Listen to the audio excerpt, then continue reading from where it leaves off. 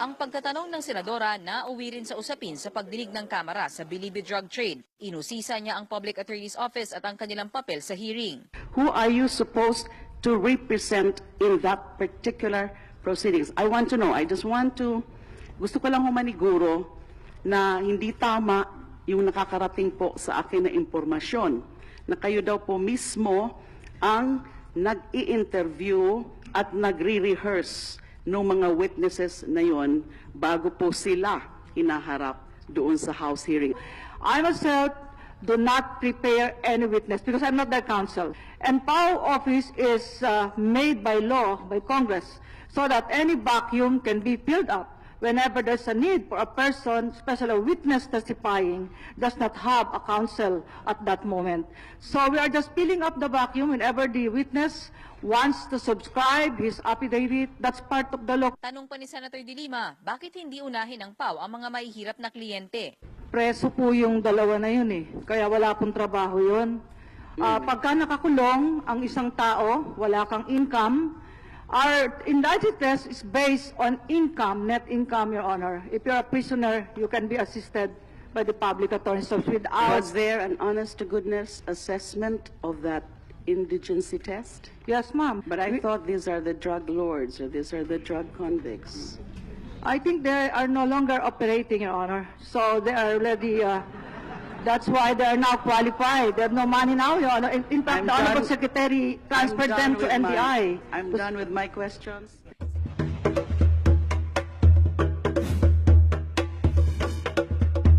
Sa'yo.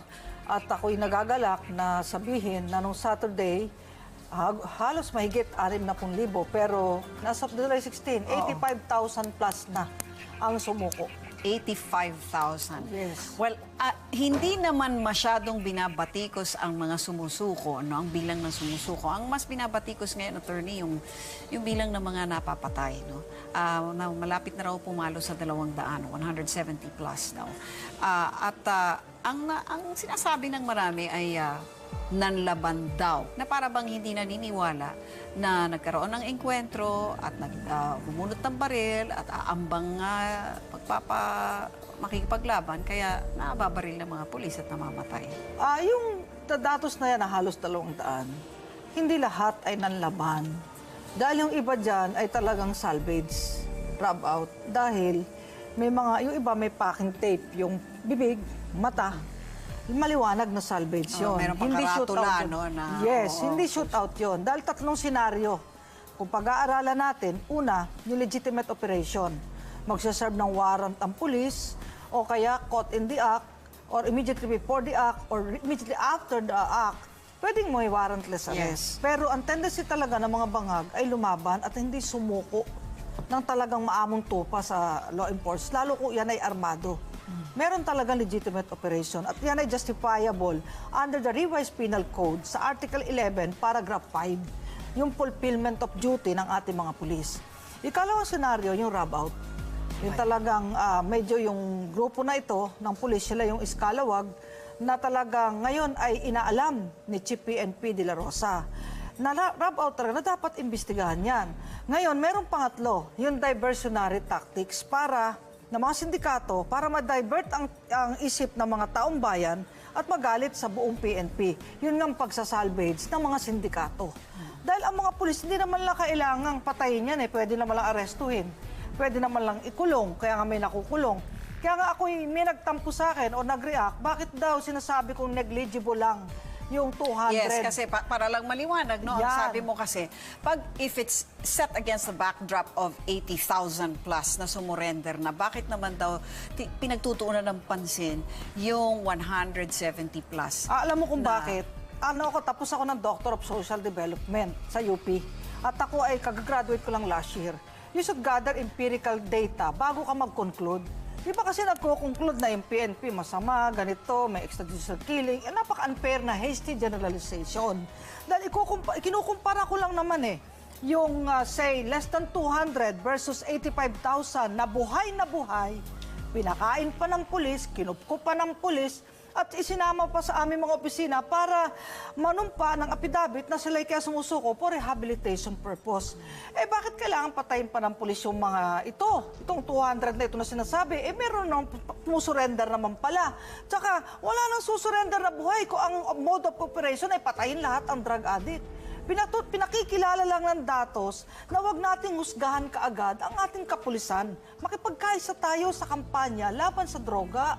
Dahil ang pinoproteksyonan ng pulis dito ay tayo rin, ang sambayan ng Pilipino. Isipin natin, anong gusto natin? Paggising natin, paglabas natin ng kali, puro zombie na ang sasalubong sa atin. It's either kakarnapin ang sasakyan mo, hold upin ka, papatayin ka, o kaya naman yung mga anak mo pag naglakad ay talagang, kumbaga, ang masasalubong ay mga halimaw sa lansangan. Well, meron naman kasi yung mga human rights advocates na sinasabi na ang hirap naman sa ganyan ay wala kang kalaban-laban. Paano pag ikaw ang na-target? Wala ka namang kinalaman dyan, napasama ka lang siguro sa barkada na nagdodroga, hindi ka naman nagdodroga, napagkamalan ka ngayon, nasama ka, at mapatay ka or Magandang ano yan, ano? Pero ako ilang linggo na naghihintay. May lalapit sana, na kung meron lalapit, no? Na, ma'am, yung anak ko na salvage inosente. Wala pong lumalapit sa amin. At yung Hindi feedback kaya natatakot, attorney? Ay, hindi ko alam ba't natatakot. Pero ang feedback sa atin ng ating mga distrito ay aminado yung family na tulak yung napatay. Kaagad umaamin na tulak. Pero so ayaw din nilang madamay. Dahil alam na alam nilang sindikato yung naglilikida para wag ituro yung mga masterminds. Kaya nga may packing tape yan. Anong simbolo niyan? No talk. Huwag ka magsumbong. Mata. What you say, leave it here. So yung mga tipong susuko na, tipong papalag sa organisasyon nila, abay, bago pa makalapit sa barangay at sa pulis yan, ay wala na. Yun, nakita na, inihulog sa kanal, inihulog sa may university dito sa, malapit sa atin dito. So ang puntong yan ay, bakit kailangan i-salvage ng pulis yan? Eh meron namang, kumbaga paraan para sila arrestuin. May legitimate operation. At ang naman. sinasabi ng ating Pero siguro Pangulo, ang sabi po kasi, attorney, ng marami ay doon sa tatlong pamamaraan na nabanggit ninyo, isa lang naman doon yung legitimate, which is the legitimate operation. Yung rob out, illegal yun. Lalo naman yung mga sindikato na nag-ooperate sa sarili nilang mga tao. So I guess ang tanong nga dyan is, dito sa 170 mahigit na napatay na, ilang kaya doon ang legitimate? Yun ang obserbasyon ng marami, no? Nanonood sila ng balita. Ang napapansin nila, laging ganito ang eksena sa video eh. Patay, mukhang mahirap, walang tsinelas, at naka-close up yung baril katabi ng kamay. Laging ganon. So ang tingin nila lagi is, ayan na naman, na-set up na naman yan. Anong masasabi niyo? alam mo, ang mga tao na nagmamasid, pwede maglaro ang isip mo. Pero sa kagaya ko na 26 na taon na bilang isang abogado sa ating bansa, talagang ang tendency ng talagang bangag at talagang high sa gamot, hindi pa huhul ng buhayan. Talagang merong tendency ang maging violent at talagang lumaban sa pulis. Talagang makikita mo yan. Ngayon, lagi agad nahuhusgahan ang ating kapulisan dahil nung araw, may mga ganyan eh. Yung rob out, alam naman natin, yung Kuratong Baliling, ayan, yung merong sinasabi doon sa bandang Quezon at Timonan, mga nakita ng tao. Pero ngayon, makikita mo kasi, dahil isipin mo na lang yung datos talaga. Bakit walang pumunta sa amin at sabihin, attorney, yung anak ko, walang kasalanan, sinalvage, open naman kami, open naman na sa publiko, yung aming serbisyo. Bakit hindi isabihin na gano'n? Ngayon, ang sabi nga ng iba, takot din sa sindikato. Dahil may sindikato, dahil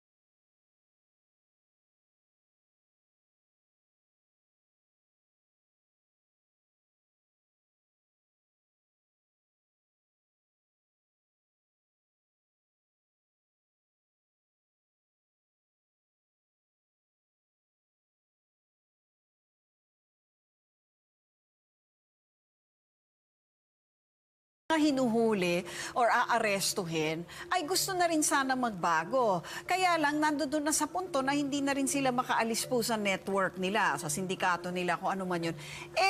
Siyempre, pag huli, kinuha ang baril, pinatay na kaagad. Kumbaga, hindi nabigyan ng karampatang due process. ay hindi naman ginagawa ng pulis yan eh. konklusyon ang nanonood yun. Dahil wala naman tayong lahat nung oras na yon kung lumaban nga o hindi. May sagot ako, tanging Diyos lamang ang nakakaalam kung talagang rub out o shoot out. Pero makikita natin... No, we're talking about Oo. police operations here, Yes, Attorney, yung oo, nasa video. oo. Police talaga at talagang sinasabi naman talaga nila, nanlaban. So, kinikilala naman yun natin, no, na nanlaban siguro. Pero ang tanong nga is, paano kung, bakit naman binaril ka agad? Bakit naman kung babarilin man, sana winund lang muna, sinugatan lang muna, nang magkaroon man lang ng karampatang due process. Ang nasa operations ng pulis sa pagkaalam ko, incapacitating wound. Oo. O dito sa extremities. Yes. Pero alam mo, pag may natama ang arteries dito, na maselan, maubusan ng dugo yan. Kundi agad malalapatan ng masasalinan. So leg, yan. Pero sa sitwasyon na yon, call na yon, judgment call ng pulis yun. At hindi natin alam ang ating sitwasyon kung sakalin tayo endangered, kung saan natin tatamaan. Alam naman natin kung ano ang isang sitwasyon, talagang call mo na. Kaya ang ating law enforcement ay meron, nag-exercise ng police power of the state. Basta ikaw ay lumaban sa batas, lumaban ka sa estado, at your risk yun, na alam mo yon bilang isang mamamayan. Ang police power of the state to maintain peace and order, talagang may kapangyarihan ng ating kapulisan dahil sila ang agent of the state. Ngayon, kung may pagmamalabis, yan dapat imbestigahan dahil meron tayong anti-torture law, yung Republic Act 9745. Pwede mag-imbestiga ang PNP, ang AFP, ang NBI, ang CHR at ang PAW. Ngayon, kung talagang sinasabi ng mga kababayan natin na ito'y rub out, ito ay talagang, kumbaga ay walang kalaban-laban, pinagbabaril o trigger happy yung pulis, pwedeng isumbong at ilapit dito sa mga ahensyang ito. Kung ayaw lang sa pulis, sa PAW. O kung ayaw lang sa PAW, sa CHR, may choices eh. So talagang ang mekanismo ng ating pamahalaan, nandun na. Ang kailangan lang ay political will. Sa ngayon, nararamdaman ko, alam mo, may political will na eh. From top to bottom, nagkakaisa na. Sa dami-dami ng addict ngayon, mahigit 1 milyong Pilipino drug addict. Ayon sa, sa datos ng PIDEA, abay dapat kumilos talaga ang pamahalaan. Ang kaso po, ang sinasabi ng marami, ang natatarget ay yung mga mahihirap dahil nandyan lang sila eh. Ang mga gumagamit na mga mayayaman ay hindi natatarget dahil hindi yun na nga. Ay, mga konklusyon yan eh. Pero tignan natin ang datos ng PIDEA. Hindi naman kailangan na i-publish ang pangalan ng anak ng mayayaman. Ako man, di ko sasabihin dito yan. At yung pangalan mismo ng mahirap, hindi ko sasabihin. Bagaman alam ko ang kanilang mga pangalan. Dahil kaya sasabihin nyo, puro mahirap. Kasi walang listahan na pinapublish. Kailangan ba i-publish? Pinatakpan ko nga yung mga mukha nung sumuko sa Camp Karingal eh. Nung 2 weeks ago, 3 weeks ago, sumuko about 700. Hindi ko pinayagan na ilabas ang kanilang mukha. Bakit kailangan ba naming i-announce? Sino yung anak mayaman, anak ni ganito? May tangal naman yung pamilya na yun na dapat mong proteksyonan. Kaya mahirap, kay mayaman, may human rights. Kay kay kriminal, sinasabi, suspect, o tayo na mapabait, ay may human rights. Kasi ang nakikita ng iba, yung human rights para lang sa akusado, para lang sa sinasabing mga parang zombie sa ating lipunan. Pero tayong lahat may human rights. Kaya sasabihin agad, hasty generalization yan. Puro mahirap, mali kayo dyan. May mga anak ng mayaman din nahuhuli. At alam mo naman siyempre, nakikiusap yung pamilya sa mga media reporters, huwag naman yung ilabas. Kasi yung pamilya namin, inaalagaan namin. So hindi ko nakasalanan yung kundi ma-broadcast. Kaya pati yung mahihirap, hindi namin pinapayagan. Pag drugs ang kaso niya, napapublish kay bata yan, kay matanda yan. So you fully support this. Paano kaya yung pag-aanunsyo ni President Duterte ng pangalan ng 5 general? Anong opinion nyo dyan, attorney? I mean, kayo na rin na nagsabi, pinatatakpan nyo mga mukha, no? Pero itong 5 general na to, na marami rin na nagtatanong, tama ba yung ginawa niya na pinangalanan niya ng wala man lang ebidensya at wala pang kinakaso? Ang masasabi ko, si Presidente ay isang abogado. Siya ay isang dating public prosecutor. Hindi siya magsasalita kung walang ebidensyang inilahad sa kanya. Pero tama ho ba yung ipangalandakan nga ang mga pangalan Hindi nila? naman... Ngayon, pag-uusapan nga po, nasa darating na zona, baka daw ibulgar na raw ang pangalan ng mga LGU officials. Sa pananaw ninyo, ito bang ganitong klase ng approach sa droga? Para lang, siguro, sabihin na natin, magampanan nila yung kanilang 3 to 6 month target na. Alam mo, yung salitang ipangalandakan, parang hindi magandang pakinggan. Ina-announce lang niya. Para mismong itong sinasabing mga general na ito'y magkaroon din ng pagkakataong linisin ang pangalan nila sa korte o sa piskalya kung isasampa ang kaso laban sa kanila. Dahil kung mapapansin natin, meron ngang mga inosente kinakalat kung ano-ano, di ba, ng iba. Pero ito, hindi magsasalita ang Pangulo kung wala siyang pinanghawakan, kung walang intelligence report, kung walang apayant, hindi magsasalita ng ganon. Kaya nga hantayin natin kung ano yung mangyayari sa susunod dahil bago natin hatulan ang isang aksyon, tignan muna natin ang magiging resulta nito. Dahil, Hindi kayo dahil nangangamba political na, will to political will Pag may political will ka, seryoso ka, talagang ang Estado, ikaw ang head of state, abay ikaw mismo, the people of the Philippines, will be the accuser. Sino ang representative ng people of the Philippines? Of course, the President. Kaya may karapatang magsalita ang Pangulo kung sino ang kakasuhan ng people of the Philippines. Abangan ang Inihahanda na ni Justice Secretary Vitaliano Aguirre ang mga isasampang kaso laban kina Senadora Laila de Lima at dating DOJ Undersecretary Francisco Baraan at iba pang sangkot sa illegal drugs. Plano ring ipa-freeze ang ilang mga bank account na nabanggit sa pagdinig kahapon sa Kamara. May report ang aming kasama ang si Waywaya Macalma via phone patch. Princess, matapos ang sunod-sunod na pagdinig sa Kongreso ay susunod na hakbang naman na ginagawa ngayon ng Department of Justice ay ang pagsasampa ng kaso laban kina Senator Laila de Lima, dating Undersecretary Francisco Baraan, Ronnie Dayan at iba pa. Ayon mismo kay DOJ Secretary Vitaliano Aguirre, ito na ang susunod nilang gagawin ay ang pagsasampa ng criminal case laban sa mga sangkot sa illegal drugs trade na nangyayari mismo sa loob ng New Bilibid Prison o MBP. Isa sa mga kasong balak isampa ay ang Republic Act 9165 o Comprehensive Dangerous Drugs Act. At sa ngayon ay kanila pang pinag-aaralan din kung pagsasamahin na lang nila ang mga kaso sa bawat individual. Pero kanilang tiniyak na malakas ang kanilang ebidensyang hawak para madiin nga sina De Lima, Baraan, Dayan at iba pang sangkot rito. Paglilinaw naman ni Secretary Aguirre na importante na ma-establish ang koreksyon ni Ronnie Dayan kay De Lima dahil ito'y kailangan sa korte at bilang dating kalihim ng Justice Department ay dapat alam niya ito at ang dahilan nito lalo't siya ay isang abogado pa. Dito kasi mapapatunayan kung bakit labas-pasok si Dayan sa loob ng MDP. Pero bukod dyan ay balak din ipa-freeze ng DOJ ang ilan sa mga bank account si Dayan kung saan idinadeposito ang mga nakukolektang umano'y drug money. Dagdag pa ng kalihim, marami pa silang tinitignan na bank accounts at posibleng umabot pa ito sa bilyong piso ng mga transaksyon na nangyayari sa loob ng MDP. At may initial information tayo, Princess, na posible nga maglabas ng lookout order ang DOJ laban nga kina Dayan at De Lima. Pero antabayan natin yan kung ito nga nailabas na ang order nitong lookout order para nga sa dalawa. At ito'y ayon nga kay DOJ Secretary Vitaliano Aguirre. At nagharap sina Justice Secretary Vitaliano Aguirre II at ang idinidiin niya sa umano'y kalakalan ng droga sa Bilibid na si Senadora Laila de Lima. Nangyari yan kanina sa pagdinig sa budget ng Department of Justice. At yan ang tinutukan ni Sandra Aguinaldo. Sa budget hearing ng Department of Justice sa Senado kanina, nag-face off sina Senador Laila de Lima at Justice Secretary Vitaliano Aguirre II. I have psyched myself today and to forget momentarily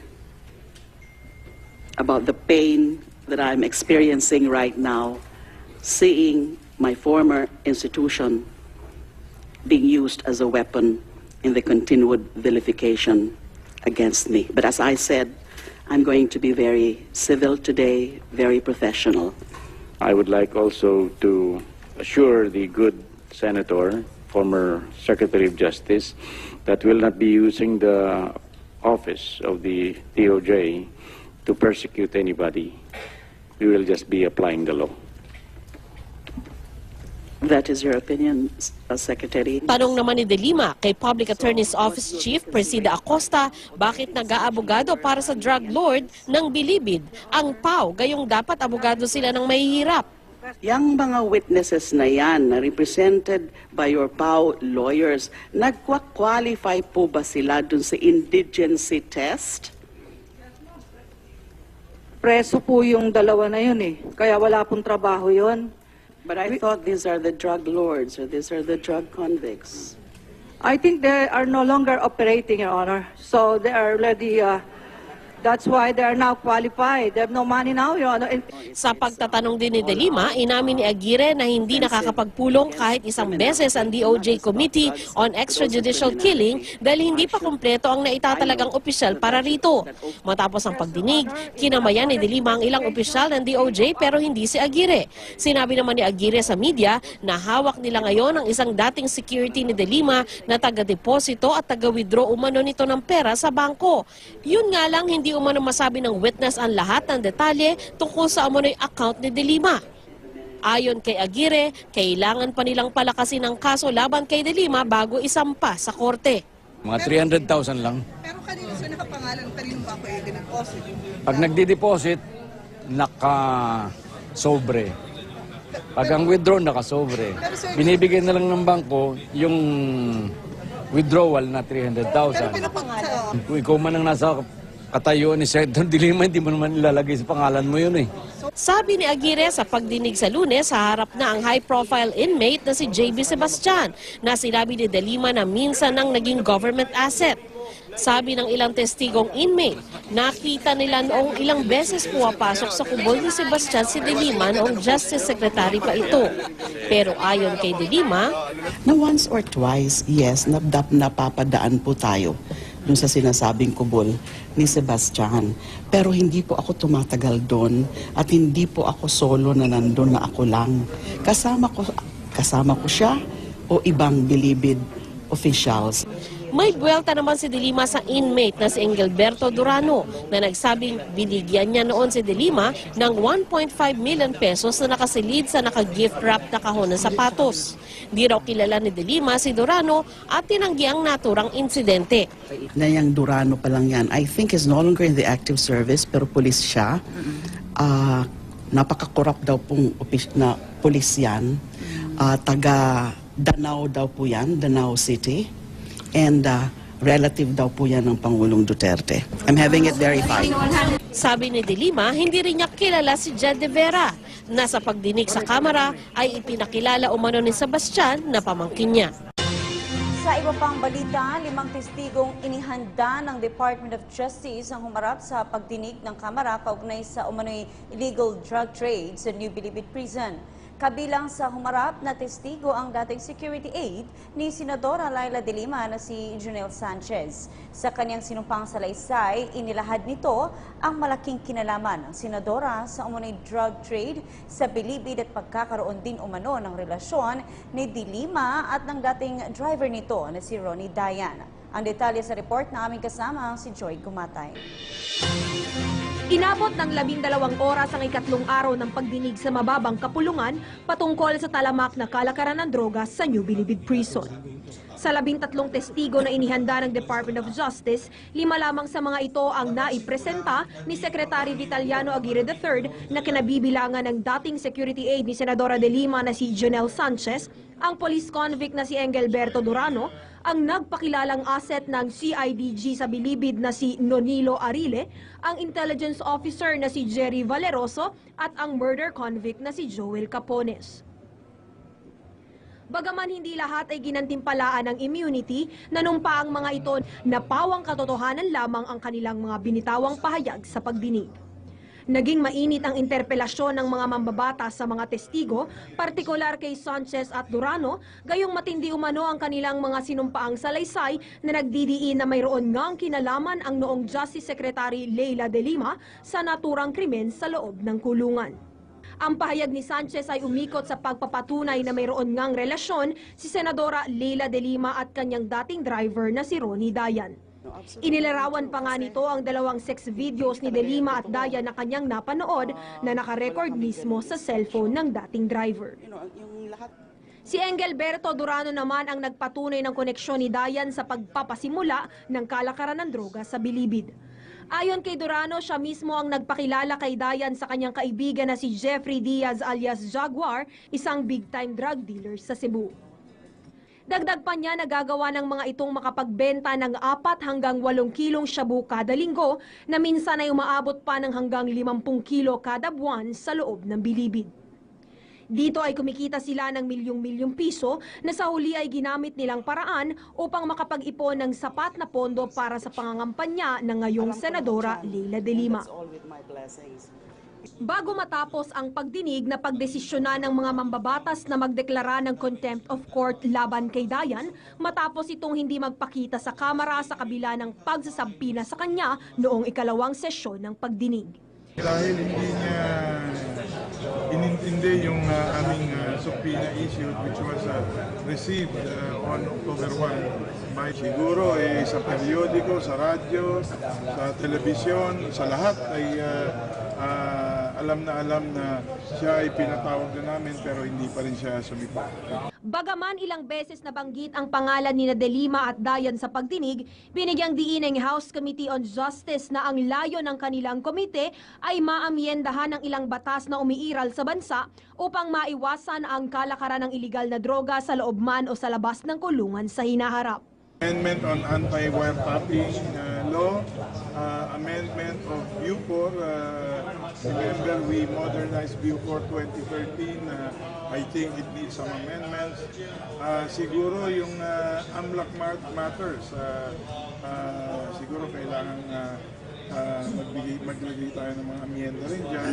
Sinuspende naman ni Congressman Umali ang nakatakdang pagpapatuloy ng pagdinig sa araw ng Biyernes bilang tugon sa hiling ni Secretary Aguirre na ituloy na lamang ito sa Lunes. Una ay upang mabigyang daan ang budget hearing ng Department of Justice sa Senado at upang masiguro ang presensya ni JB Sebastian, ang tinuturing na prime witness ng DOJ sa investigasyong ito sa ika-4 at pinakahuling pagdinig ng Kamara patungkol sa kalakaran ng droga sa loob ng bilibid.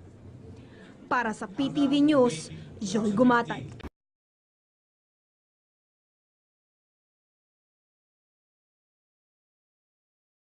Sa kay Sally Macdum, siguro narinig nyo na yung kwento tungkol kay Sally Macdum. Ang sabi po ni Mr. Matubato, ang kasama dun sa pagplano ng operation, Scanias, Capote, Ubales, Furog, Gaston Aquino, Medina, and Jim Tan.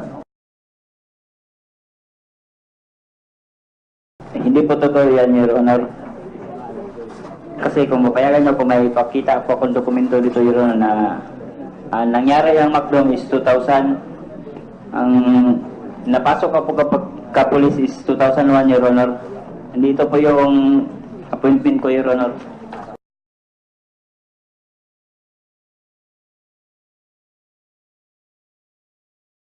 Namatay si Macdom ng 2002? 2000, Your Honor. 2000? Sabi ni Motabato, 2002 namatay si Sally Macdum. Pero sa iyo, 2000 namatay si Macdum. 2000 po, Mr. Chair. Ang sabi ni Matubato is 2002, pero ang record, Your Honor, is 2000. November 8, 2000. According to the records filed at NBI office, November 9, 2000. Yung sinasabi niya si Macdum, Your Honor, nang marinig namin na dito na kami daw ang inakusahan niya na umuli at pumatay kay Macdum. Ano kami ng records, naghahanap kami. Nagano ka kayo ng records? Nakita namin ang records sa FBI, sa piskalya, na nangyari yung pagkawala ni Macdum year 2000. Tapos, 2001, nag-file ng kidnapping case ang NBI against Edgar Matubato and his 3 companions. Identified yung 3 companions? Yes, Your Honor. Does the NBI have a record here? We have records, Your Honor. Director, meron mo kayo record noon? Dr. Tagam? Tama mo ba yung sinasabi niya? A copy of the record that will definitely indicate that Macdum died in 2000 and not 2002, as claimed by Matubato. Do we refer, Your Honor, to Sally Macdum? The truth of the matter is the case was assigned, or rather was referred to NBI Davao when I was still a young agent, November 14 of 2000. And the investigator was Gerald Intis. And it was reported on January 26, 2001. After the Bureau in BI Simri of Davao filed a case of kidnapping for ransom against one Edgar Matubato, male of legal age, resident of Kilometer 14, Buhangin, Barangay Tagbabo, Piñaplata, Samal, Piñaplata Island Garden, City of Samal. Number 2, Sunny Custodio, male of legal age, ex-policeman, fish vendor, a resident of Piñaplata Island Garden, City of Samal. And the third was Nalwin Calpo, male of legal age, government employee, a resident of Piñaplata Island Garden, City of Samal. And then there is another more, Raul Rodriguez, male of legal age, a resident of Kilometer 11, Salsa, Davao City. Let the record state, excuse me, before you continue, that Mr. Matubato testified here, as I pointed out, that he was killed in 2002, Mr. Akdum. And yet there is a record here by the NBI, an investigation report that shows Mr. Makdum died in the year 2000, and that the record state further that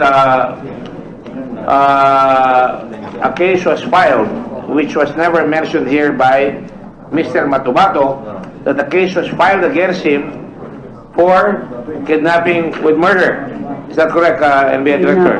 For the record, kidnapping for ransom. Yes, okay. Let the record state that Mr. Matubato, against records of the NBI, failed to state here that he has been charged with kidnapping with ransom by the NBI along with 3 others, namely Custodio, and 2 others, that will be Campo, Rodriguez. and Rodriguez. And none of those who he accused were mentioned in that information. Is that correct? Yes, sir.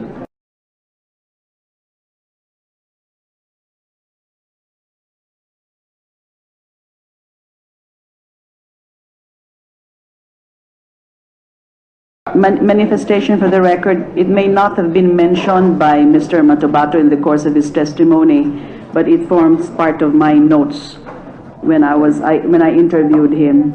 A criminal case for kidnapping was filed against him by Makdum's live-in partner or wife, Mirasol Marquez. He may not have mentioned that during the course of his testimony, but it's part of my notes nung in-interview ko po siya. Well, I did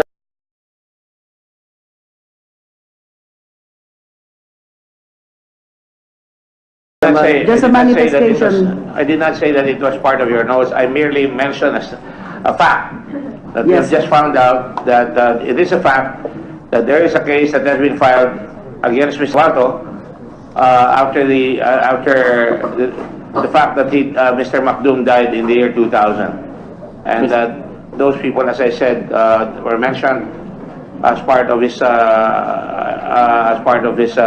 principles or whatever it is, and also at the same time, none of the people that are here have been mentioned as having participated there. On the other hand, Mr. Matubato accused some people here, including Art Lascana, including sino ba yan? Medina and Aquino and Tan Capote as having been part of the people who abducted and killed him. In fact, ultimately he claimed that he was garroted. Sinabi niya binikti, dilastas ang leeg, pero of course hindi niya sinabi ng kagad. Sinabi niya nagpapalit siya ng istorya at pagkatapos chilap-chap. I just state that for the record. Now, there's a manifestation by Secretary de Lima that she had it in her notes, and maybe it was an oversight on the part of Secretary de Lima that information was not given to us at the proper time.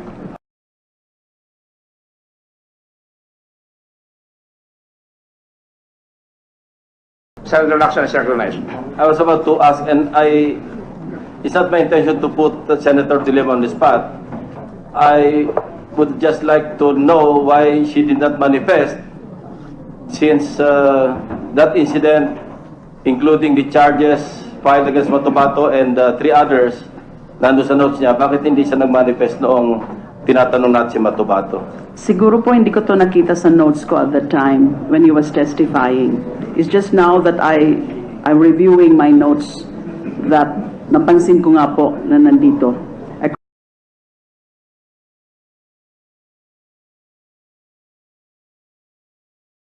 criminal case for kidnapping was filed against me by Macdom's live-in partner, wife Mirasol Marquez.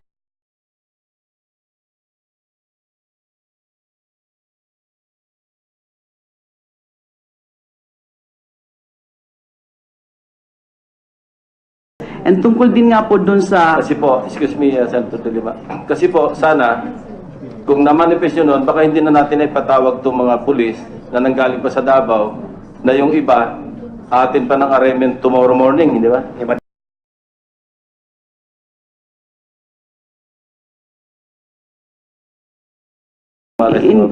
Remember naman po na it's not just about the Macdum incident na meron tayong hearing ngayon. I mean, we are talking here about several incidents na minention ni Mr. Matubato. At yung tungkol kay Macdum, isa lang po yun. Marami po talaga akong notes, extensive notes. So, na-overlook ko lang po siguro itong informasyon na ito. And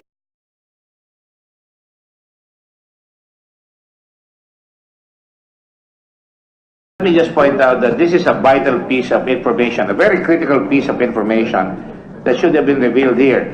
And out of respect for Senator De Lima, I said it was an oversight on her part. But this is a very, almost fatal oversight. Because as Senator Lacson had pointed out, we invited, for various reasons, the policemen, and this is one of the major reasons. I remember we dwelt on this case very, very badly, very, very severely. And at the same time, there was a television interview made of the wife, if I'm not mistaken, of the common law wife of Mr. Matubato, where she claims that, of Macdum, where she claims that they paid 100,000 as ransom. I just want to point that out, and that, to me, that's a very vital information that was not informed. So,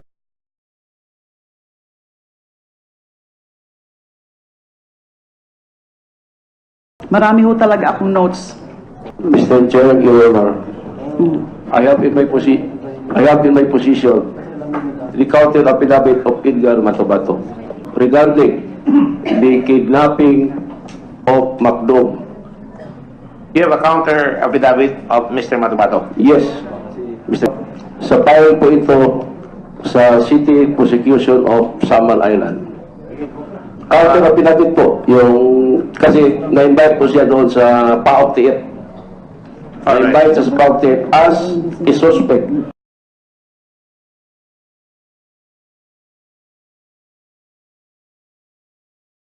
I must say I'm very disappointed with Senator De Lima. I'm sorry, Senator. I said it was an oversight. But obviously, we're all lawyers here. That matter of information cannot be forgotten. Because after all, we're talking about Matubato, who has been very controversial. It would appear that in order to evade the light of scrutiny, he deliberately misled us to make us believe that he had no case, that in fact it was not he but other people, and that it happened at a different date. And most of all, he implicated people here who, per NBI investigation, are not even part of that investigation. This is very, very fatal. And although I said it was an oversight, I must say that I would have to raise the degree of condemnation, if you will. Because I am umbraged by it, because this is a very strong piece of vital information. I'm sorry. And let me just say that, as pointed out by Senator Lacson and Senator Soto here, we went off on a very big wild goose chase here, because what happened was, if we had known that, we may not have called all these people. But the point was, Senator Trillanes also called and filed a motion filed a resolution to investigate the Davao Death Squad, when some of us were quite aware of the fact that Mr. Matubato is accused in a very, very serious case of kidnapping with ransom.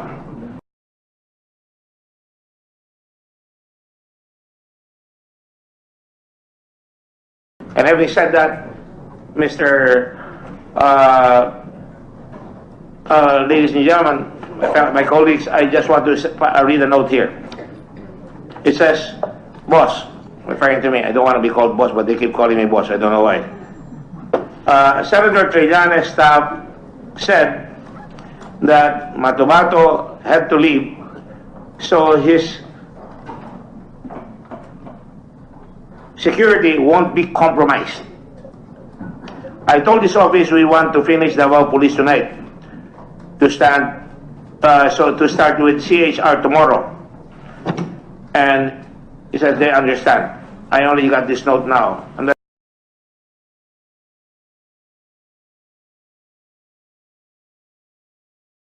that's why I'm very umbraged by it. Para bang nung nabuko na, biglang wala na.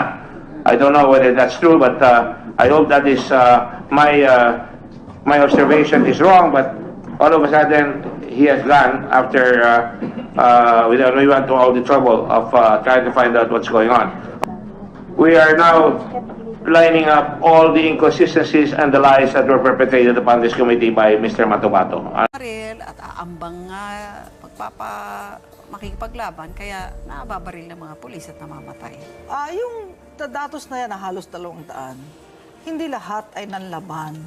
Dahil yung iba dyan ay talagang salvage, rub out. Dahil may mga, yung iba may packing tape, yung bibig, mata, maliwanag na salvage yun. Meron pang karatula, no? Yes, hindi shootout yun. Dahil 3 senaryo. Kung pag-aaralan natin, una, yung legitimate operation. Magsaserve ng warrant ang pulis, o kaya caught in the act, or immediately before the act, or immediately after the act, pwedeng may warrantless arrest. Yes. Pero ang tendency talaga ng mga bangag ay lumaban at hindi sumuko ng talagang maamong tupa sa law enforcement, lalo kung yan ay armado.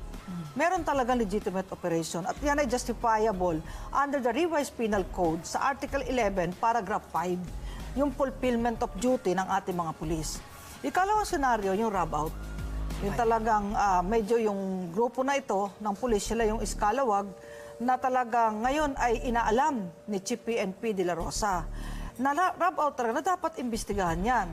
Ngayon, meron pang ang pagtatanong ng senadora na uwi rin sa usapin sa pagdinig ng Kamara sa Bilibid drug trade. Inusisa niya ang Public Attorney's Office at ang kanilang papel sa hearing. Who are you supposed to represent in that particular proceedings? I want to know. I just want to, gusto ko lang humaniguro na hindi tama yung nakakarating po sa akin na impormasyon na kayo daw po mismo ang nag-i-interview at nagre-rehearse ng mga witnesses na yon bago po sila hinaharap doon sa House hearing.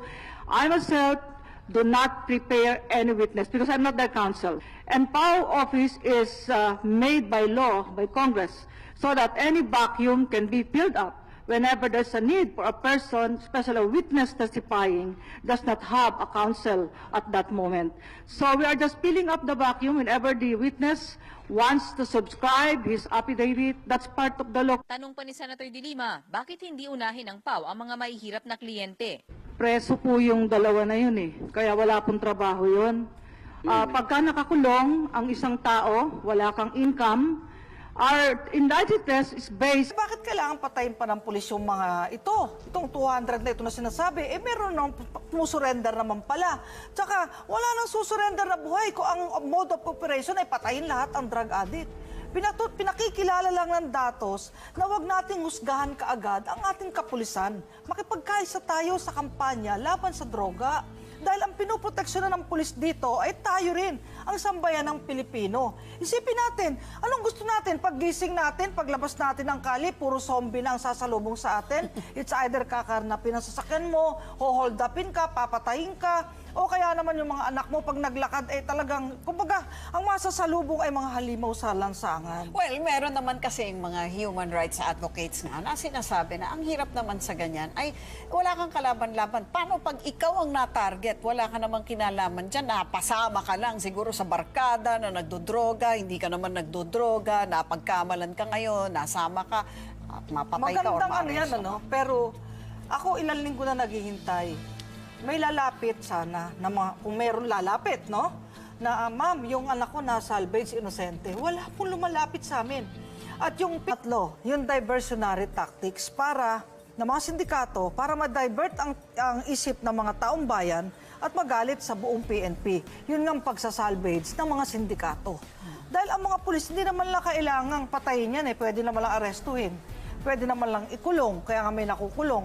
Kaya nga ako may nagtampo sa akin o nag-react, bakit daw sinasabi kong negligible lang yung 200? Yes, kasi para lang maliwanag, no? Ang Yan. sabi mo kasi, if it's set against the backdrop of 80,000 plus na sumurrender na, bakit naman daw pinagtutuunan ng pansin yung 170 plus? Alam mo kung bakit? Tapos ako ng Doctor of Social Development sa UP. At ako ay kagagraduate ko lang last year. You should gather empirical data bago ka mag-conclude. Di ba kasi nagko-conclude na yung PNP masama, ganito, may extrajudicial killing, napaka-unfair na hasty generalization. Dahil kinukumpara ko lang naman yung say less than 200 versus 85,000 na buhay, pinakain pa ng pulis, kinupko pa ng pulis, at isinama pa sa aming mga opisina para manumpa ng affidavit na sila'y kaya sumusuko for rehabilitation purpose. On income, net income, Your Honor, if you're a prisoner, you can be assisted by the public attorney's office without... Was there an honest-to-goodness assessment of that indigency test? Yes, ma'am. But I thought these are the drug lords, or these are the drug convicts. I think they are no longer operating, Your Honor. So they are already... that's why they are now qualified. They have no money now, Your Honor. In fact, the Honorable Secretary transferred them to NBI. I'm done with my questions.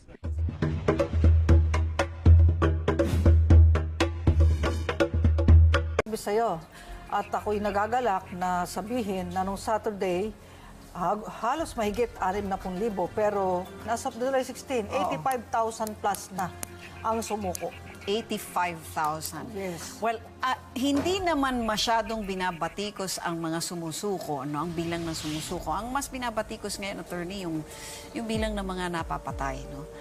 Na malapit na raw pumalo sa 200, 170 plus daw. Ang sinasabi ng marami ay nanlaban daw, na para bang hindi naniniwala na nagkaroon ng engkwentro at bumunot ng